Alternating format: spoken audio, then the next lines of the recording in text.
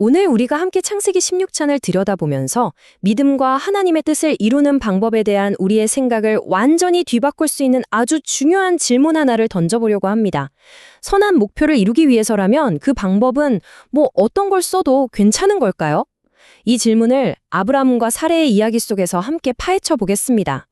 이 모든 이야기의 중심에는요, 아주 단순하면서도 정말 강력한 진리가 하나 자리 잡고 있어요.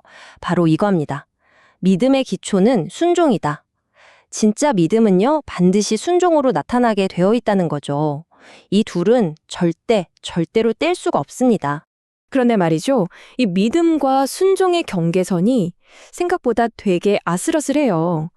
여기서 가장 무서운 위험은 아예 안 믿는 게 아니에요. 오히려 믿음이라는 그럴듯한 이름 아래서 아주 교묘하게 내 뜻을 이루려는 시도, 바로 그겁니다. 오늘 이야기의 비극이 바로 여기서부터 시작되거든요.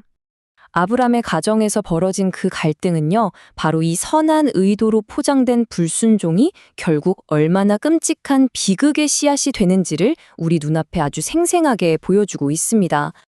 자, 그럼 그 이야기 속으로 한번 들어가 볼까요? 이 이야기의 배경은 바로 기다림입니다. 하나님께서 아브람에게 그 위대한 후손을 약속하신 지 무려 10년이라는 아주 긴 세월이 흐른 뒤였어요. 10년, 정말 긴 시간이죠. 그쵸? 그 어떤 사람이라도 이 현실이라는 아주 단단한 벽 앞에서 믿음이 흔들리고 시험 받기에 충분하고도 남는 시간입니다. 아브람과 사레에게 닥친 현실은 너무나 차갑고 냉혹했습니다. 보시는 것처럼 사레는 이미 아이를 낳을 수 있는 나이가 훌쩍 지났고 그토록 기다리던 약속의 후계자는 감감무소식이었죠.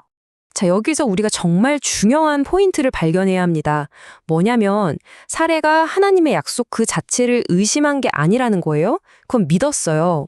하지만 그 약속이 바로 나를 통해서 이루어질 거라는 그 믿음, 그걸 잃어버린 겁니다. 모든 문제의 시작은 바로 이 작은 균열에서부터였습니다. 결국 이 흔들리는 믿음 앞에서 사레는 어떤 선택을 할까요? 네, 당시 문화적으로는 아주 그럴싸하고 논리적인 계획을 내놓습니다. 한마디로 신적인 약속에 대한 아주 인간적인 해결책을 제안한 거죠. 그리고 바로 이 지점에서 아브람의 정말 치명적인 실수가 드러납니다. 단순히 사라의 제안에 동의했다는 게 문제가 아니에요. 진짜 문제는 하나님을 향한 그의 침묵이었습니다. 약속을 주신 분은 하나님인데 정작 그 하나님께는 단 한 번도 여쭙지 않고 이 인간적인 계획을 덥석 받아들인 것, 이게 문제였던 거죠. 자, 이들의 실패는 우리를 오늘 이야기의 가장 중요한 핵심 질문으로 이끌어갑니다. 그건 바로 결과가 아니라 과정에 대한 믿음, 여기에 대한 이야기입니다. 이건 우리 모두에게 던지는 질문이기도 해요. 만약에 목표가 선하고 옳다면 거기에 도달하는 방법은 좀 내 힘으로, 내 꾀로 해도 괜찮은 걸까요? 여기 보시면 두 가지 길이 아주 명확하게 비교가 되죠. 하나님의 방법은 어때요? 그분의 주권과 약속을 신뢰하면서 인내하고 기다리는 길이에요. 그 끝에는 진짜 평안이 있죠. 반면에 사람의 방법은 어떻습니까? 현실에 대한 불안과 조급함에서 시작해서 결국에는 더 큰 갈등과 고통만 만들어낼 뿐입니다. 사레와 아브람은요, 하나님의 약속을 그저 은혜로 받는 자의 자리에서 스스로 그 약속을 이루는 자의 자리로 옮겨가 버렸어요.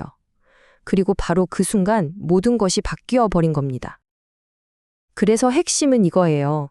하나님께서는 무엇을 이루느냐, 그 결과만큼이나 어떻게 이루어 가느냐, 그 과정을 훨씬 더 중요하게 보신다는 사실입니다. 그리고 더 안타까운 건 이런 실수가 여기서 끝이 아니었다는 겁니다. 성경은 이런 모습이 시대를 초월해서 반복되는 우리 인간의 연약한 패턴이라는 걸 보여주거든요. 보세요. 수십 년이 흐른 뒤에 야곱의 어머니 리브가도 정말 비슷한 실수를 저지릅니다. 그녀도 분명히 아들 야곱을 향한 하나님의 특별한 계획을 알고 있었어요. 하지만 그걸 이루기 위해서 선택한 방법이 뭐였죠? 바로 거짓말과 속임수였습니다. 그 결과는요, 말할 것도 없이 파괴적이었습니다. 온 가족이 찢어지고 야곱은 수십 년간 형을 피해 도망자 신세로 살아야 했죠. 만약 그들이 하나님의 때와 방법을 잠잠히 신뢰했다면 얼마든지 피할 수 있었을 고통이었습니다. 결국 이 두 이야기는 우리에게 똑같은 아주 준엄한 교훈을 주고 있어요.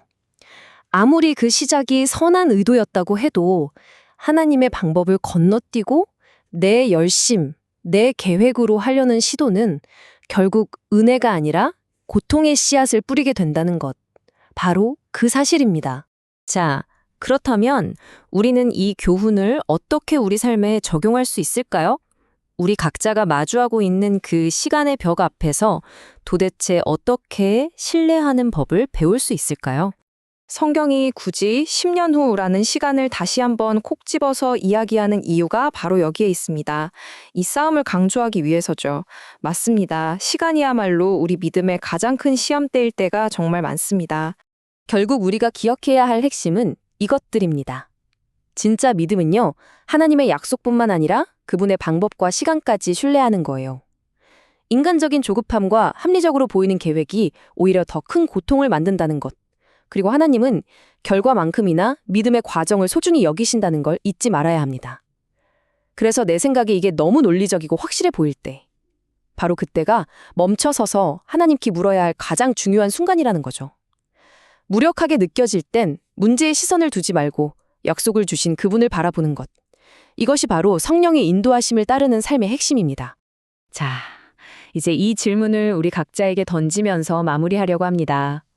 여러분의 삶에서 오랫동안 기다려온 그 10년의 벽 앞에서 변화가 도무지 불가능해 보이고 인내심이 거의 다 바닥나버린 바로 그 영역에서 지금 당신은 누구에게 그 해답을 구하고 계십니까?